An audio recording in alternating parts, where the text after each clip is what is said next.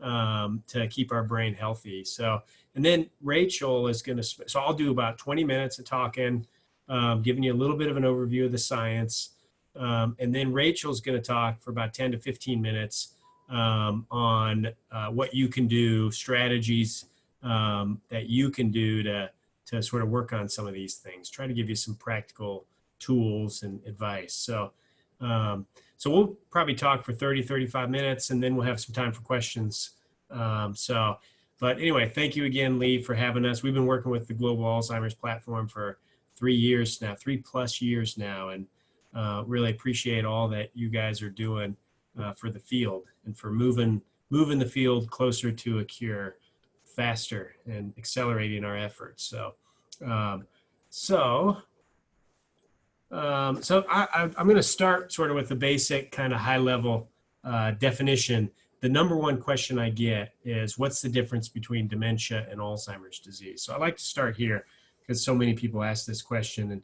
And dementia, you got to understand sort of, they are different, but related. And so dementia is simply a broad term that means this: decline in memory and thinking that interferes with daily function. So it's a new problem that someone's struggling with. So, you know, it's new, it hasn't been there before, and it's present now, but interfering with daily function. We look for changes in memory, we look for changes in executive function, we look for changes in language and orientation, and then we ask the question, has it gotten to the point where it interferes with daily function? When we see that, we say that's dementia. It's a syndrome of memory and thinking changes that interfere with daily function. It's not specific to the cause, though. So it's just a syndrome. And in fact, there's many different causes of dementia. The number one cause is Alzheimer's disease, but there are other things that cause dementia. So the answer to that question is, well, Alzheimer's is a specific cause of dementia, this broader term of memory and thinking changes that interfere with daily function. But it's not the only thing that causes it. Alzheimer's does account for 50 to 70% of all dementia. But there's other things, vascular dementia or stroke-related dementia. So vascular injury to the brain causes a lot of dementia. Something called dementia with Lewy bodies, which is related to Parkinson's disease, is a common cause of dementia and Parkinson's disease itself, and something called frontotemporal dementia, and then many other things. So the point is, dementia is a very broad term. Alzheimer's is more specific, and it's a specific cause of dementia. Why are we hearing so much about Alzheimer's? Why are you? One of the reasons you might be tuning in today is it's a huge problem. It's incredibly common. It's now actually over 6 million Americans have Alzheimer's disease. But the amazing statistic is that's about 1 out of 3 people over the age of 85 that are affected. So 1 in 3 over the age of 85 have Alzheimer's. Our risk goes way up as we get older. 1 in 10 over the age of 65, and that increases to 1 in 3 over the age of 85. So everybody's at risk. If you live a long time, you're at high risk for developing Alzheimer's. The more we can learn about how to prevent this disease and what we can do to sort of tune up our lifestyle, the better. We think we can have an impact on this number, this risk number. So that's where a lot of our research is focused. Now, there's one other important statistic is Alzheimer's is now considered one of the costliest diseases. Actually, it is the costliest disease to society. It's actually has a bigger impact in terms of the economics than coronary artery disease and cancer. And that's a pretty amazing statistic. So, it's in everybody's backyard. We're here in Kansas City. I'm a neurologist. I co-direct the Alzheimer's Disease Center here in Kansas City. We straddle the state line of Kansas and Missouri, and 160,000 plus Kansans and Missourians have the disease.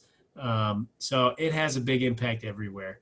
Anywhere where there's an aging population, we see a big impact. And so we need to do a lot more about this disease.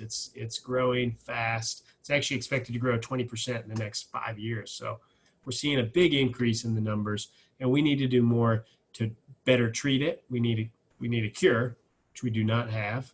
And our treatments are pretty limited. So we need better treatments And then we need strategies to prevent it. And we actually believe there's good reasons to believe that we can reduce an individual's risk by making lifestyle changes, which we'll get into. Um, but again, a little more on Alzheimer's. I'm going to show you, this is a picture of a brain of somebody who has early Alzheimer's disease. And the brain tissue is the white and gray tissue here in the middle. Space around the brain or within the brain is dark here. This is the ventricle. And on the outside of the brain, we see dark fluid-filled space as well. So that you can see at the margins of the brain, we see fluid. These arrows are pointing to the memory center, the short-term memory center, the hippocampus. There's two of them. We call them the hippocampi, plural. So they're short-term memory centers. These are the parts of the brain that actually put new information into the memory banks to store it away for later retrieval and remembering something. And so this person we're looking at this, I'm sorry, I didn't orient you, but we're looking right at this person about halfway through their brain. And, again, we can see the brain tissue, so we're looking right at them. This butterfly shape in the middle is fluid-filled space, and then these areas surrounded by a little fluid are the memory centers. Now, here's what I want to show you. As 2 years later, this individual came back and had pretty rapid progression of her Alzheimer's disease, and here's her picture 2 years later. What we see is an expansion in the middle of the brain of this fluid-filled space, expansion around the brain of the fluid, which indicates loss of brain tissue. And we see a big loss of the hippocampus on both sides. Just to give you a better sense of that, I'll go back to the baseline scan 2 years later. You can look at those regions and see pretty big expansion of the fluid-filled spaces and loss of brain tissue. And so this is what we see in Alzheimer's. We see a lot of loss over time of brain tissue. And it's particularly strong in the region of the memory center. So the hippocampus, as you can see from the arrows, we see a lot of tissue loss in those regions. And that's why people with Alzheimer's disease have short-term memory problems. They're unable to store the information, their experiences and the information that they're hearing or learning through the day. They have a harder time putting that into the memory banks, and they're unable to then recall what they haven't recorded. So short-term memory problems. Long-term memory, formed 20 years ago when they had a good hippocampus, is preserved. And so people with Alzheimer's disease will have short-term memory problems, be unable to recall what happened last week or yesterday, but have pretty good, usually longer-term memory, be able to recall a lot about their childhood or when they got married, where they worked when they were younger, things like that, reminisce about the past. But they can't tell you what happened, yesterday or last night. So, and that's why it's this short-term memory center that gets hit hard early in Alzheimer's disease. So when we zoom in, if we take a little bit of brain tissue and zoom in and under the microscope, and that's what we see here. So we're zoomed way in under a microscope looking at brain tissue, and we see accumulations of something called amyloid, these big splotches. And then we see something called neurofibrillary tangles, these sort of linear accumulations down here. These are actually brain cells that are dead and dying and filled with something called tau. So this is the microscopic change. This is actually how we define Alzheimer's. We say the presence, somebody who has this syndrome that I talked about of dementia, they have the memory and thinking changes that are interfering with daily function, that are new onset in later life. And when they die, we see plaques and tangles in their brain. That's the definition of Alzheimer's disease, plaques and tangles with dementia. And so, that's where when we say 50 to 70% of all dementia is Alzheimer's, it's 50 to 70% has plaque and tangle pathology in the brain. So that's a sort of quick background and overview of Alzheimer's and how common it is, and it's the primary thing we're fighting against, and where we need to do more to better treat and prevent this disorder. I'm co-direct the KU Alzheimer's Disease Center. Again, I'm a neurologist, spend my days either caring for people with Alzheimer's or doing research on people with Alzheimer's or healthy older adults, trying to understand what can we do to reduce an individual's risk. We're based in Kansas City. There's 31 of these NIH designated Alzheimer's disease centers around the country. And, you know, it's a big grant to get in. And basically it means you have a lot of research, a lot of innovative research going on. You also have the clinical care and the education programs. There's a lot more sites. GAP has, I don't know how many sites, and maybe we'll hear more from Lee, but 60 plus sites that are involved in clinical research. In addition, many of them are these sites and others. But this, I just wanted to show you that, you know, the context of where I'm coming from, which is we created one of these NIH designated centers. It took us 7 years. We were funded in 2011 for our first go round, and now we're in our second 5-year period and about to go back in for another 5 years. And to stay in this club, it takes a lot of, you know, innovative, cutting edge research. We have 100 plus scientists working on Alzheimer's from a lot of different angles. And our mission, though, is focused primarily on preventing the disease and then treating it. All these sites work together in different ways, but we all have our own theme. And our theme, what we bring to the network is we have a heavy focus on metabolism and lifestyle. So metabolism, we think about things like diabetes.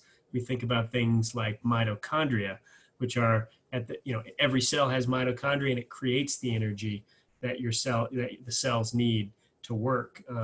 And we believe there may be something wrong with metabolism, and that at the root of something like Alzheimer's or some forms of Alzheimer's, as we begin to understand the disease better, we believe metabolism will be seen as having increasing importance in the cause of Alzheimer's, but also as a treatment target. And so we're developing drugs, and we're working with other companies that have drugs that influence metabolism to try to understand if we boost metabolism, will that you know, help a patient who's dealing with memory problems, or prevent it. And then we're focused heavily on exercise and diet. We've done a series of studies over the last 15 years trying to understand better how does exercise impact the brain.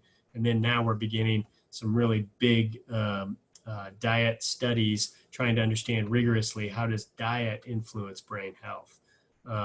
This just gives you a snapshot of the kinds of things that we're doing.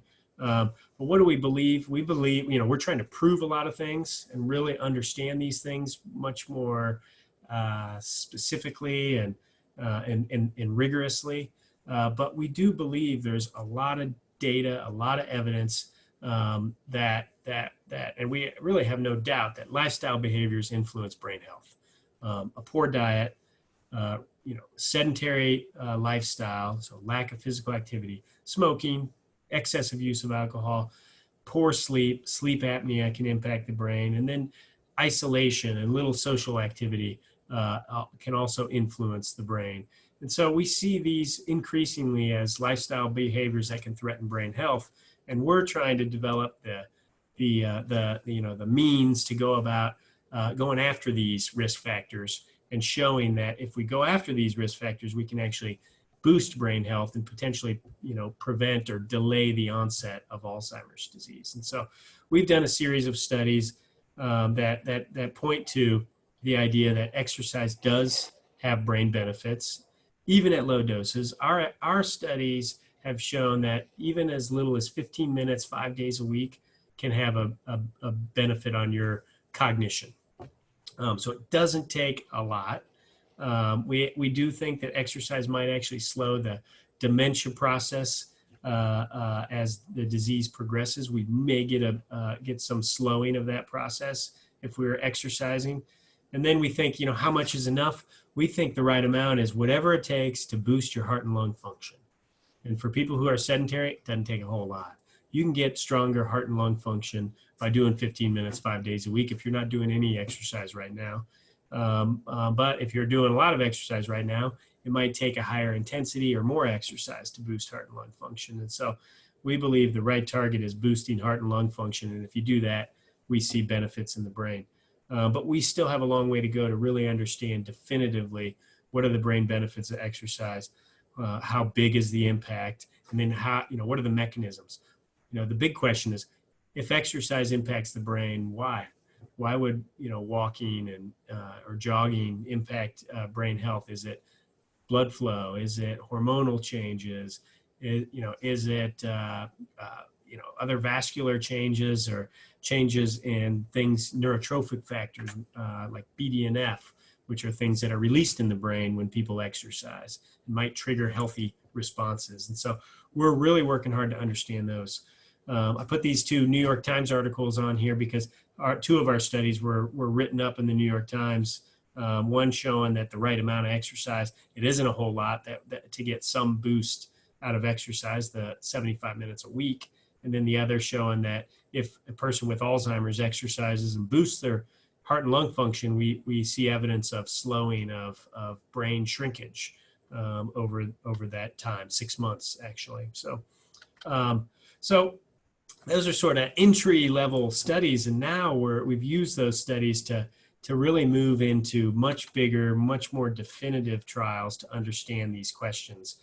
We've got a big study where we're working with a couple sites. University of Pittsburgh is the primary site, and then Northeastern in Boston, and us in Kansas City. And we've designed what we believe is a definitive trial of exercise and brain health. We're really trying to prove that exercise is good for brain health. These are healthy older adults that we're enrolling. We have another study where we're doing with other sites, University of Texas Southwestern, Washington University in St. Louis, and the Pennington Biomedical Research Center in Baton Rouge. And these 4 sites, we're all working to show basically that what's good for your heart is good for your brain. We believe that, but we haven't really proven it. And we're trying to do strategies around blood pressure control and exercise to show that if we really treat heart health, we'll have an impact on brain health. And these are ongoing right now. We have 2 KU only studies, University of Kansas and Kansas City only studies now as well in diet, where I really, the field of diet and brain health is really just scratching the surface right now. And we're asking 2 big questions. One is, how does diet impact brain health? We're looking at a Mediterranean diet or a heart healthy diet in that study. Then we're looking at in another study at a ketogenic diet for people with Alzheimer's disease. This idea of metabolism, influencing metabolism and potentially impacting Alzheimer's disease. And so that's a really interesting short-term 3-month study, just trying to test this idea of if we influence metabolism through diet, will that have an impact on Alzheimer's disease? And so, I'm wrapping my part up. But basically, what do we believe? We believe there is a way to have a brain healthy lifestyle by exercising 150 minutes a week is what we preach. We think that is the right amount, but don't get hung up on sort of thresholds, because we've also found that it doesn't take 150 minutes a week to get a benefit. That's just, a good level, an optimal level is 150 minutes a week. So 30 minutes, 5 days a week. But as I mentioned earlier, only 75 minutes a week has some benefit. So just getting going and doing it every day is what I preach to my patients. So it's more important to start the habit and do it every day, even if it's 10 minutes, than it is to achieve something like 150 minutes a week. But more is better, we believe. So keep pushing yourself. We think a healthy diet does have an impact. If there's any one diet that has an impact on brain health, or that has the most data on impacting brain health, it's the Mediterranean diet. And Rachel, our dietitian, who's talking next, hopefully, I don't know if you're talking much about Mediterranean diet, but maybe you can define it if you're not. Stress management is important and keeping your stress levels down. Social engagement is a great way to keep your brain healthy, brain active. You get a lot of cognitive activity when you're engaged socially. But other ways to engage your brain are puzzles, playing cards, doing things online, online games and things. And so there's a lot of ways to keep your brain active. Crossword puzzles if you like it. And then sleeping well. We think sleep hygiene is important, going to bed and waking up at the same time. If you have sleep apnea, get it checked out and treat it as the best you can. And if you need one of those CPAP machines to treat it, we think that has an impact on brain health. So do everything you can to try to stay compliant if you've got sleep apnea. So sleep health is important and has an impact on brain health. So this is my last slide, and I like this slide. This came out in 2012 from the New England Journal of Medicine, and it's a figure that shows basically the progress we've made with heart health in the last now 50 years. So this is from 1950 to 2010, and the red line indicates cardiovascular deaths over that period of time. You can see in the 1970s, the curve started to bend down and has continued downward ever since then. And it's really impressive. We're seeing so many fewer people dying from heart disease than we were 50 years ago. And why is that? Well, it's a combination of things. It's a combination of lifestyle factors. We've gotten a lot smarter with respect to our lifestyle and how we eat and how we exercise. It's a combination of drugs. So there's new drugs that treat cholesterol and treat blood pressure. And there's some technology mixed in here, defibrillators. And so the point is a lot of different things coming to bear on one problem of heart disease. And I believe the field of brain health is sitting where the field of heart disease was sitting in 1970. And that is right at the bend in the curve. We're just starting to learn what kind of an impact we can have on brain health through lifestyle. And we're getting into an age where we're developing, we hope, targeted therapies for dementia and for Alzheimer's disease. And I think the next 30, 40 years, we're going to see this kind of a decline in the incidence of dementia. But we're just getting started. We got a long way to go. And so this research has to happen. But in the meantime, the advice we give is exercise and eat right. And I think you can count on it doing good for your heart. And, what's good for the heart, we believe is good for the brain. And so take the lessons that we've got from, even if they're incomplete, and apply them to your life. And that's what Rachel's going to talk about. And so I'll give you, a 10 to 15 minute overview of some practical things that you can do to try to optimize your lifestyle around brain health. So I'll stop there. And Rachel, you're there. I'm going to stop sharing. Hey. All right. So Rachel, again, I'll just reintroduce Rachel. She's a dietitian. She's been leading our LEAP program, which stands for Lifestyle Empowerment for Alzheimer's Prevention, leading it for the last 3 or 4 years and creating it actually for the last three to 4 years. So, so Rachel, it's all you.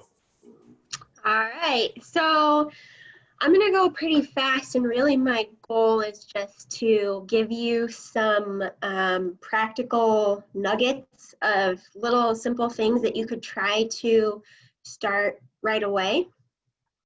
So yeah, let's just dive in. And I'm pretty much going to focus on exercise, physical activity, and nutrition. So we'll just give you a few little tips and then hopefully have some time for Q&A at the end. So with physical activity, I want to emphasize here that physical activity and exercise have some overlap, but they're not exactly the same thing. So when we talk about physical activity, what we really mean is trying to reduce how much time you're spending sitting, because that can have some really important effects on your health. And so there's a lot of overlap with exercise, but when we talk about physical activity, think things like just getting up and moving around, yard work, housework, going for a walk, just basic movement throughout the day. So that's something that we want.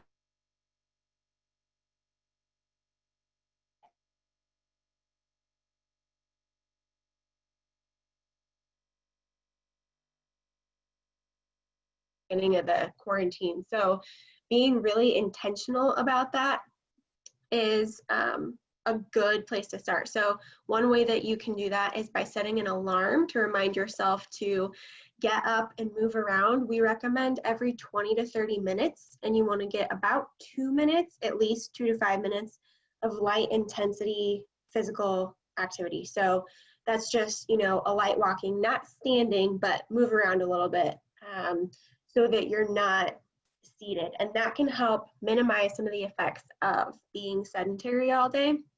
So ideally every 20 to 30 minutes, but for a lot of people that doesn't happen. So anything is better than nothing, even if it's every hour, every couple of hours, that's better than nothing. And then another way that you can do that is by alternating seated tasks and standing tasks. So, maybe you're working or doing something on your computer for a little bit, then you get up and go do some yard work, then you go back to your computer, then you go, sweep your kitchen or something like that. Just trying to alternate those tasks so that you are not spending quite so much time seated and that you're breaking that time up. And your workout does not negate that. It still does not negate a day of sitting. It's still important and it's still part of your brain health picture, but you want to aim to do both. So so another thing that you can work on is tracking your steps. For some people, this is really helpful. For other people, this is stressful. So think about your personality and what would work for you. But if you think this would help motivate you, it can be really helpful, and you can find super cheap fitness trackers like a Fitbit or a Garmin device that you can wear, or just use your phone. It's not as accurate, but it works to track your steps. So your goal, if you're over 65, should be about 8,000 steps a day.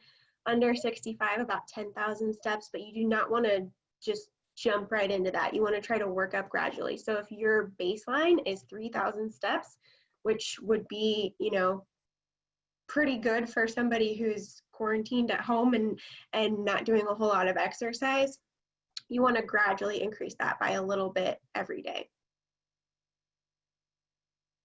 So exercise, also very important, especially aerobic exercise. And this is your workout. This is your planned, you're trying to improve your physical fitness. So what Dr. Burns was talking about earlier, and anything is better than nothing. Gradual, slow changes are good. You want to, don't think of it as an all or nothing thing. Just any bit of exercise that you can get is going to be working toward getting about 150 minutes of moderate intensity aerobic exercise each week. So for a lot of people, that's going to be brisk walking. If you have exercise equipment at home, you can use treadmill, you could use a elliptical or a stationary bike, or go bike outside.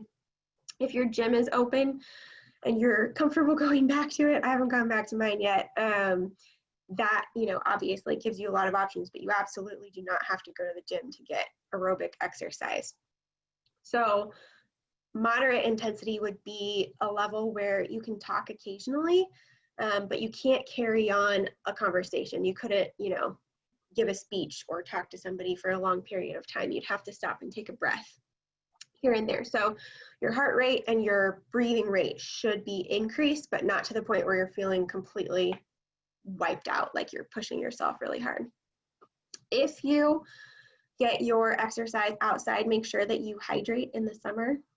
Especially as we age, it can be really hard to, we lose some of our ability to pick up on those thirst signals, and it can be easy to get dehydrated with outdoor exercise and outdoor activity. So especially now that it's getting really hot, make sure that you hydrate well before, during, and after an outdoor workout in the heat. If you're going really early, obviously it's not going to be quite as hot, but make sure you're very well hydrated. Even 10 minutes can be really beneficial, as Dr. Burns mentioned earlier. 10 or 15 minutes a day is a great place to start. There are a lot of apps and YouTube channels that have great resources. I'm going to share some of those in a second, for workouts of all lengths and all fitness levels. So you can modify what you're doing to your time limits, as well as your fitness level.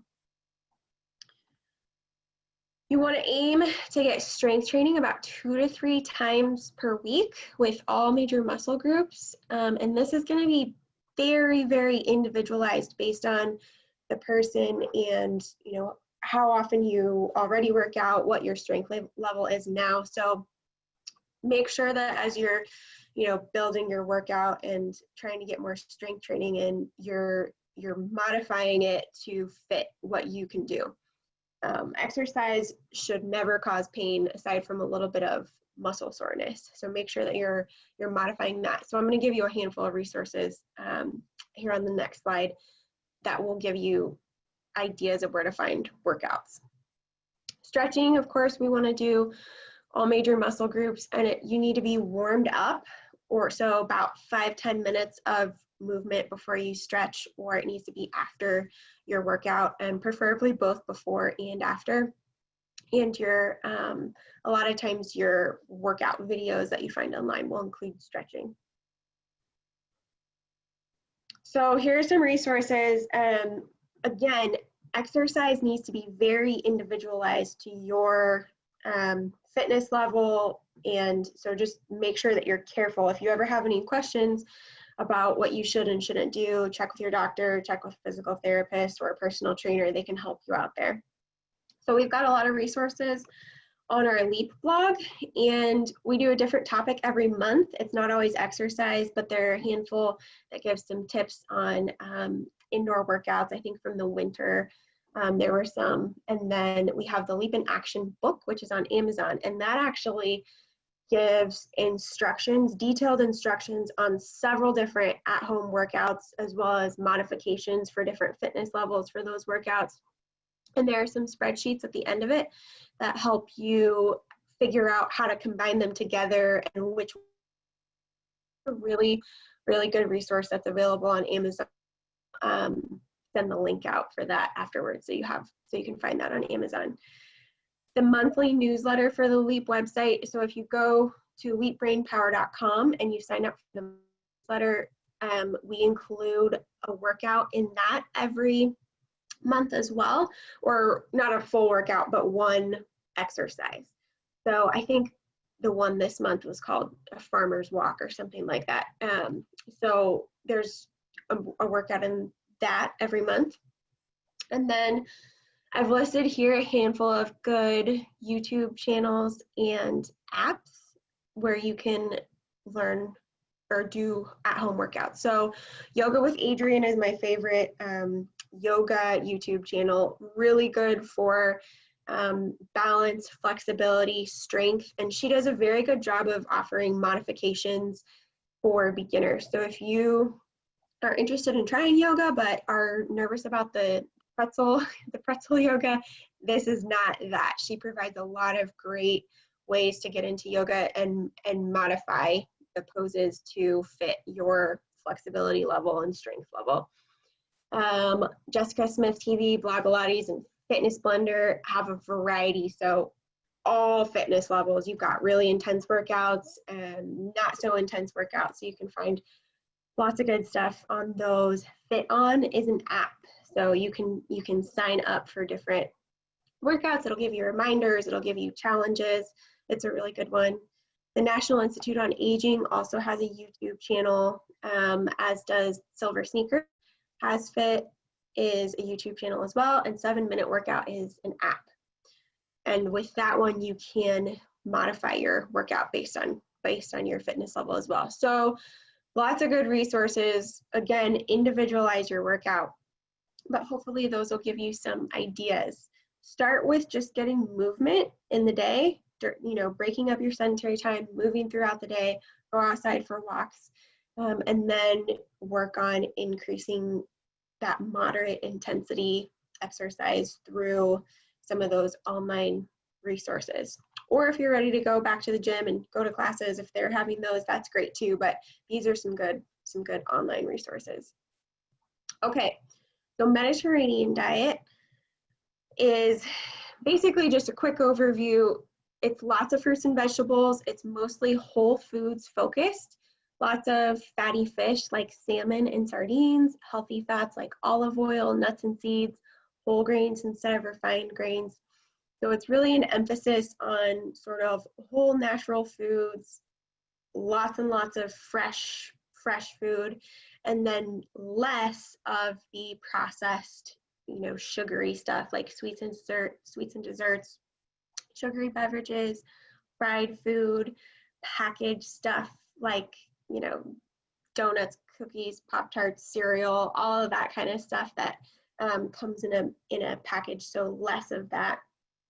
And then less red meat and processed meats, and more of the lean meats like poultry and fish. So that's kind of Mediterranean diet in a very quick nutshell. But one of the easiest ways for people to start working towards this, rather than thinking about certain amounts of different foods, you can think about the plate model and trying to work towards making your plate look like this, where half of your plate is non-starchy veggies. So for most people, half of our plate, at least, if not the whole plate, is meat and starch. And there's a little tiny corner where we put our pile of green beans or steamed broccoli or a tiny little side salad. That's great. That's better than no side salad, but you want to work towards increasing that and think of your vegetables as being the foundation of your meal.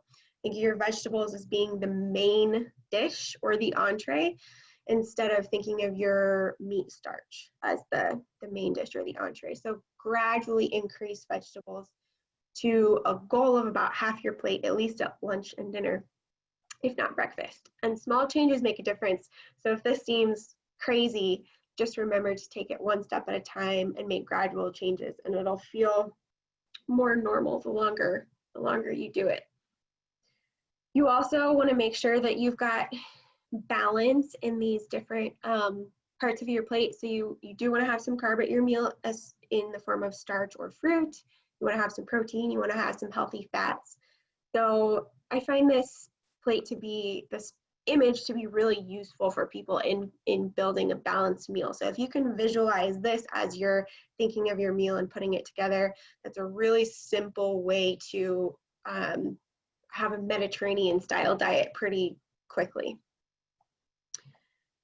You always want to make sure to get fat, fiber, and protein at each meal. This helps with blood sugar as well as nutrient absorption. So we want to make sure that we get all three of those. And your fiber is going to come from fruit, veggies, nuts and seeds, whole grains. Okay, so some quick start tips for Mediterranean diet. Start with increasing the good stuff. So rather than focusing on, okay, I got to cut out my sugar, I've got to cut out my pizza, whatever it is, focus on just increasing nourishing foods like fruits and vegetables, beans, whole grains, healthy fats, particularly the vegetables. That tends to be an area that's low for a lot of people. So make that your target, just to work on increasing your veggies, okay? And then switch to olive oil is another relatively quick change. So if you're currently using canola oil or vegetable oil regularly in your cooking, try to switch to olive oil, or avocado oil is good for high heat. Coconut oil is another good one. But olive oil should be your primary oil, so that's a relatively easy switch. Nuts and seeds make great snacks, so working those into your snacks and replacing things like cookies and crackers can be an easy switch. Making your own dressing takes a little bit more effort, but it's really pretty easy, especially if you just do olive oil and balsamic vinegar or lemon juice or something like that. I'm going to give you a few websites for food blogs where you can get good recipes here in a second, and they will all have plenty of recipes for homemade dressing. But those can be really easy. I think in the last month or two, we did a whole blog post on olive oil and included a formula for making your own dressing and lots of recipes. So if you want to learn more about that, go to the LEAP blog, leapbrainpower.com. And then make sure you add protein to every meal and snack. This helps not only make sure you get enough protein, but also helps balance your blood sugar, which is a really important risk factor for Alzheimer's. So we want to make sure that you're having nice, stable blood sugar. So add protein in the form of nuts, seeds, fish, poultry, eggs, dairy, all good sources of protein that you can make sure you've got at each meal and snack to balance your blood sugar.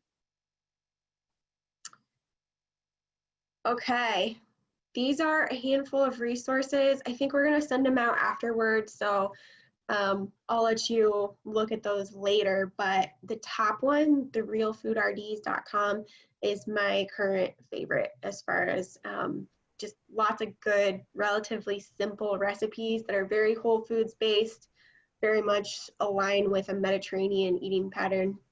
They've got a lot of really good stuff. So check those out. And I think I'm done, and Dr. Burns, you're up. Yeah, I'll just say one final comment. So thank you, Rachel. And Rachel has to leave like immediately, I know. But just the last comment is to move all this science forward and the research forward, we need you. We need you as part of our team. And that's, not us necessarily in Kansas City, but there are likely researchers near you, and you can go to the GAP website to learn more about trials and memory screening. But you power the research. You're a part of our team to move this science forward, and we need thousands more. One of the hardest things for us is finding people to participate in our studies. And so spread the word. You can have a big impact by telling people. Tell 10 people who, if they tell 10 people, the word gets out there, and you're our best ambassadors. So spread the word. For more information, go to the Global Alzheimer's Platform, or if you're near Kansas City, check us out, kualzheimer.org, or email us. And so with that, we'll turn it over back to Lee. Great. Thank you so much, Dr. Burns and Rachel. Those were fantastic presentations. I will quickly share my screen again.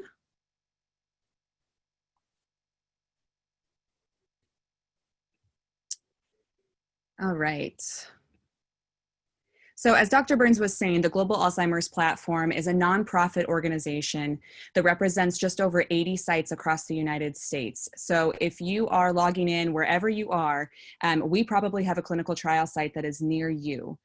This week is actually the Citizen Scientist Awards week. And what we do as citizen scientists here at the Global Alzheimer's Platform is it's a way to honor those who volunteer and participate in research trials across the United States and North America. So we honor those that give their time and give their energy and their resources to be involved in research. The mission of the Global Alzheimer's Platform is to accelerate the timelines that we can complete clinical trials for Alzheimer's disease so that we can get therapies to those that need them faster. So by getting involved in research, you are contributing to that mission, and by helping us get therapies out to folks who are, have a family history of this or have subjective memory complaints, all the way up to those that have, effects of Alzheimer's disease or symptoms of Alzheimer's disease at varying stages. So if you are interested or want to learn more about clinical trial sites near you, or want to learn more about clinical trial opportunities, please go to our website that's at the bottom of the screen here, and you'll be able to find sites near you. If you still have questions, by all means, there is an email on our website that you can reach out to, and we would be happy to connect you with the correct research site or just answer any questions that you may have.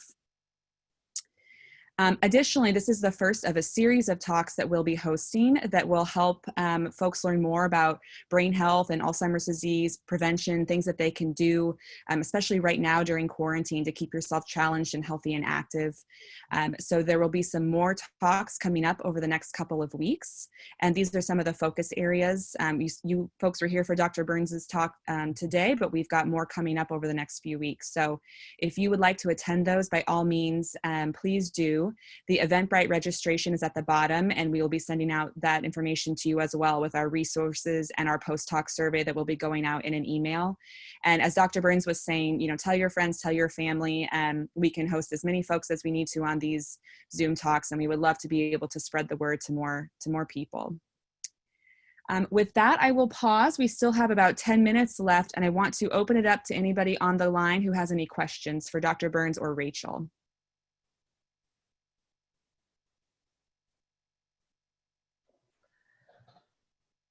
Hi, we have one question that's come through the chat, and this is for Dr. Burns. Really, a question wanting to know if you could speak to the connection between inflammation and dementia and how that occurs. And also if it's brain or if it's food related too. Yeah, so that's a great question. And so I showed you a very sort of pure picture of what we think Alzheimer's is, that amyloid plaques and tangles. as the primary drivers of Alzheimer's, but it's not quite that simple. Inflammation is playing a role. We know that there's a lot of inflammatory changes around those plaques and near those plaques in the brain. And so there's reasons to believe that inflammation is occurring in the brain in people with dementia and Alzheimer's disease. And we also know from other studies that in your blood, in the periphery, not in the brain, there's evidence of inflammatory factors that may be related to dementia risk. And so it's complicated. Alzheimer's is way more complicated than I think we sort of lay it out. And we've been studying it for the last 100 years, looking at amyloid plaques and tangles, and there's other things involved. And so we're beginning to understand that and beginning to think about Alzheimer's as more complex and heterogeneous than plaques and tangles. And so inflammation plays a role. How big of a role? It's probably not the primary cause, but it is a potential target to go after inflammation and as a way to potentially reduce its risk. A lot of studies have already tried that. They've all failed, but it's still something that we're thinking about. And so the question about diet, diet can influence inflammation.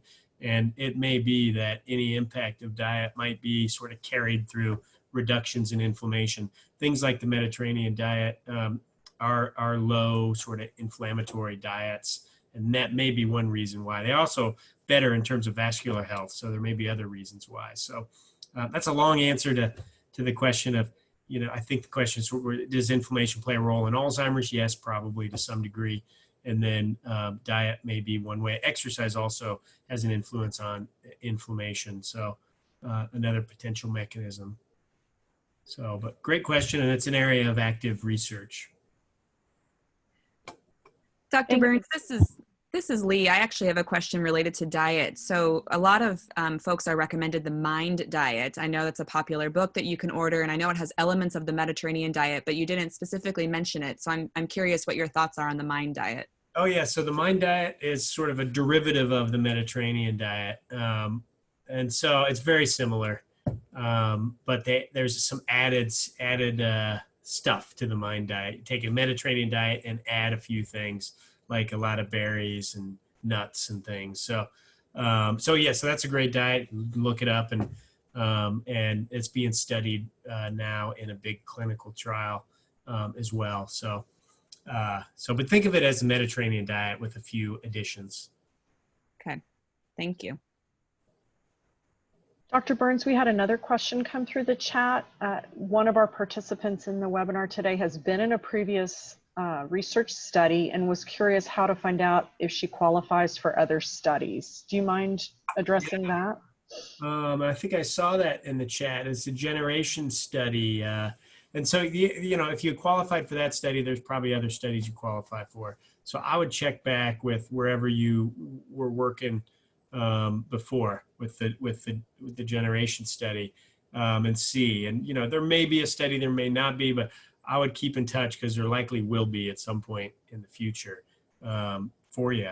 So there's just more and more research every day going into the area of prevention, and maybe an exercise study, it might be a diet study, it might be a drug study, or it might be actually it doesn't have to be a drug to get into a study. We have one of the hardest studies we have recruiting for doesn't involve anything other than coming in and getting sort of observed and tested.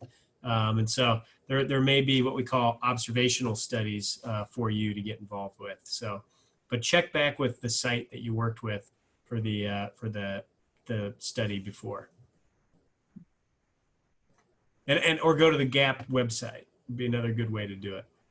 Yeah, the GAP website, or I would even add the Alzheimer's Prevention Registry. If you were part of the generation study, if you're not already registered on that, which you probably are if you were involved in that study, it likely has some great recommendations on upcoming studies, and they'll keep you posted. So they'll send you emails and keep you in the loop if you become eligible for one too.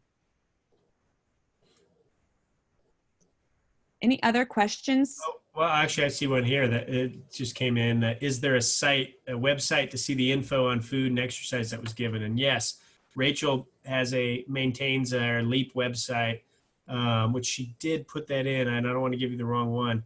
I think it's leapbrainpower.com. And it's in these slides, and we're going to send some info out, I believe, but you can go to that website and see a lot of, announcements and what we call blogs, where she's putting information out, giving details on a lot of what she talked about, or links to our book, and other things. So check that out. I don't know if you have anything to add, Lee. No, we will send these slides out afterwards to those that are in attendance, as long as you provided your email address. So we'll be sure you get those resources. Here's another question that came through the chat. Some people are calling Alzheimer's disease diabetes type 3, and the potential treatment is the keto diet as a source of energy for the brain. Your thoughts, Dr. Burns? Yeah, so this idea of type 3 diabetes so diabetes is insulin resistance in the body. Your muscles and don't use glucose very well, and the insulin doesn't work as well. So insulin resistance in the body. The idea of type 3 diabetes is insulin resistance in the brain, and that may be related to Alzheimer's disease. And so that's that phrase, type 3 diabetes, where people have postulated that it's insulin resistance or metabolic problems in the brain driving Alzheimer's. And so so the brain doesn't use glucose as well if you have Alzheimer's disease as it did before. We know that. And so the idea of a ketogenic diet is to go around that. Ketogenic diet is very, very low in glucose, and your body starts to use ketones instead of glucose to fuel things like the brain. And so the brain loves ketones. And so the idea behind the ketogenic diet, which we're studying in Alzheimer's, is that's the idea is if the brain's not using glucose well, let's see if we can trigger the body to create a bunch of ketones, and then will people do better if they have a lot of ketones instead of glucose. So ketogenic diet is really hot diet, if you probably heard about it, but it's a diet where you basically don't eat sugar or starches or carbohydrates, and you eat a lot of fat. And so it's pretty much fat-based diet with some protein, but not too much protein, or you won't create ketones. So, so it takes some sort of training and a lot of discipline, and it takes a good week to trigger ketone production. But we believe that might be very healthy sort of thing for the body to switch into that ketone generating state. And so, but we're studying it. So we don't recommend it yet, but we're trying to understand it better before that. So.